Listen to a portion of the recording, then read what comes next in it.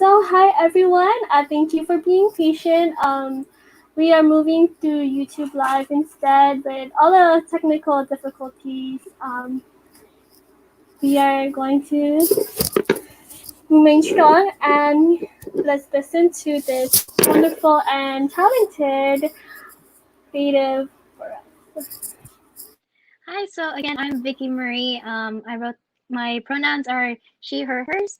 I wrote this poem basically to portray like the feelings that I've had growing up as the daughter, especially the eldest daughter of two Filipino immigrants. So it's very hard, and especially with the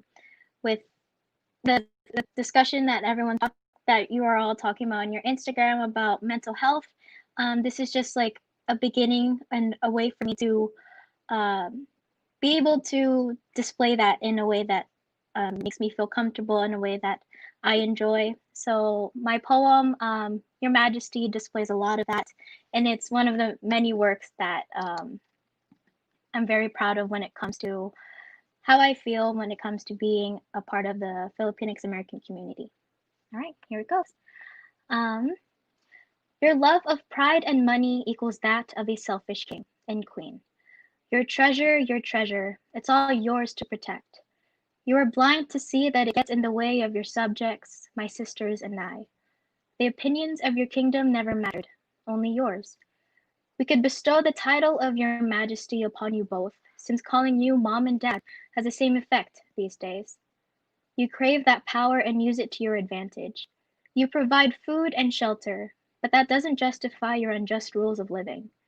Your kingdom, your roof, your house, your rules, your kingdom was destined to fall, since there's no trust in your subjects at all. Disrespect and disloyalty towards the subjects can only lead to destruction. Destruction of our minds, of our voices, of our relationships with you two. Rebellions are only but a spark, dying to break out into war. Your subjects are dying to get your attention, to get you to comprehend how impactful your actions are. Your people have spoken, but are you even listening? Your people understand and will still fight for you, but we are hurting inside as we smile and lie. You say that you will die for your people, but why are we the ones making the sacrifices? What more do we have to do to earn your approval, to earn your love? We wear our armor every day as if we were ready for battle. It's only hard for us because oftentimes our enemy is you. Generations before you were afraid of change. You believe that what you were taught when you were younger is the correct way to be proper. Hear ye, hear ye. A proclamation for you all. Pride and money are not the only keys to life, for what is a life without happiness, love, and respect? Without those, my sisters and I will not be free, and will continue to be chained to abide by your laws for all eternity.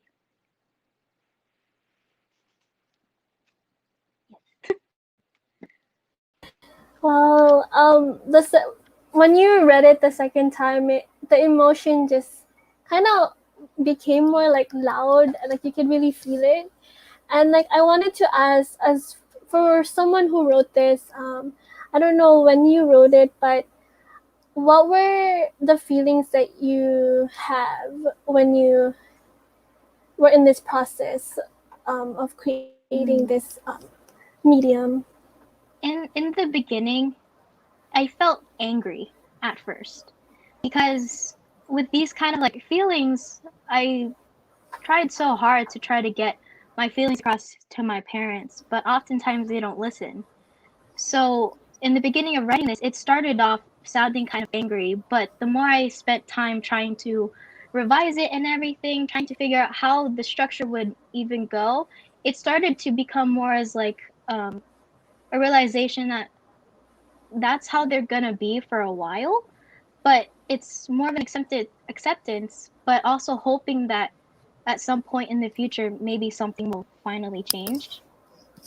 So it started to become more as of a bit more calmer as I started to accept everything.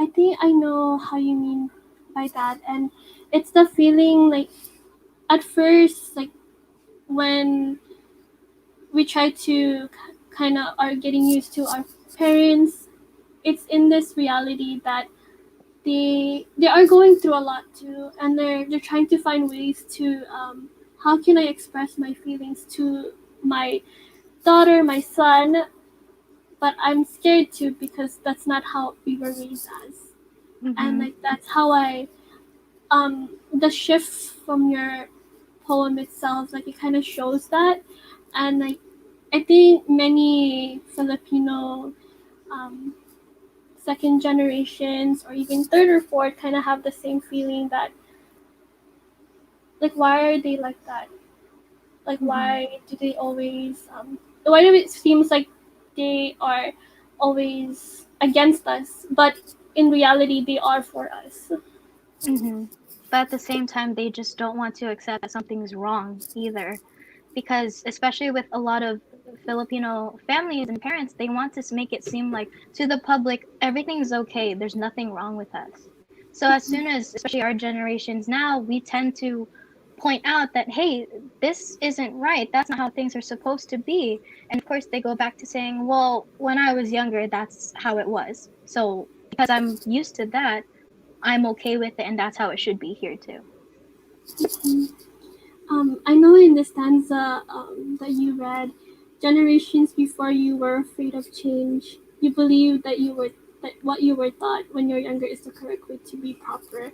I think that really like resonated a lot because I feel like even a traditional parent, like I know like it's hard to admit for them, but I feel like a lot of them are afraid of change. Like they want things to still be the way it was, but sometimes you just have to listen to the younger generations and know that they can make it a little bit more better. But at the same time, if you listen to them and kind of have this kind of not compromise, I don't know what the word is, but agreement for both sides. If you Mm-hmm. listen to one, you can also have that kind of clear patch.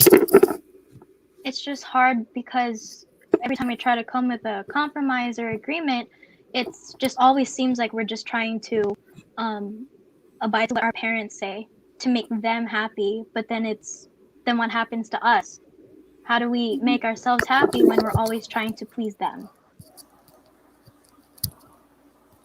And I think like I think with all this, like it's nice to have like this conversation, especially it really helps like make things a little bit like you're not alone. Like there's actually a lot of people that feels the same way as us. Mm-hmm. Like I think one thing that I could take away from your poem is I I almost cried at the end because it's because I'm a youngest of four children, and like at times like I feel the same way too. Like I feel like I want to say what I feel, but at the same time I don't want to talk back. Like how do I do Mm-hmm. that? Like that's always the struggle, and Yeah. it's always trying to like how do I be open with myself when I'm scared that I'm stepping boundaries or I'm Mm-hmm. scared of the boundaries. Like have you ever felt the same way? Yeah, I've definitely felt that way. Like when it comes to writing, I'm able to put how I feel in there. I have again, I'm the eldest daughter, so I have two younger sisters. So of course, we all share the same experiences. Just it's a bit different because I'm older. I have to set the example, but at the same time, I have to remind them, hey, what mom and dad are doing are not. It's not exactly correct, but we still have to love them. We still have to respect what they've done to help get us here, to get to where we are. But at the same time, we can't repeat a lot of the things that they've done wrong. Um, just to people that we love and care for, and maybe even our future kids as well. So it just sucks how I'm able to say that to my sisters, to probably other people who definitely felt the same way. I can write it out in a poem, but I am so afraid to say it to even my parents because of knowing how they react. At the same time, I don't want them to think that I hate them either. Like I don't want them to ever feel that way. I still want them to know that I love you, but at the same time, it's also okay for you to say it rather than being rather than saying I've given you a home and clothes and food, and that should be enough. Mhm. Like sometimes just actually saying like I love you and actually meaning it is just what we need. I completely agree with you, and I feel like for you as the eldest daughter, I feel like there's so much expectation that you have to like come with, and that's something like even in our culture itself, a lot of the eldest they have to hold so much baggage and be the elder parent, so that your your younger siblings are able to see that I know that they're being hard on you, but learn from me. They just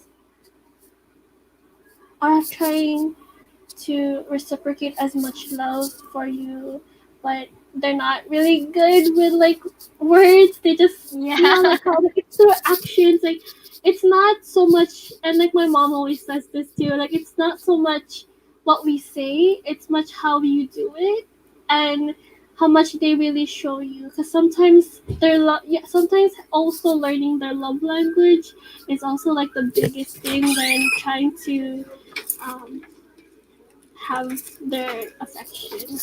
hmm It's just hard to find that balance every now and then.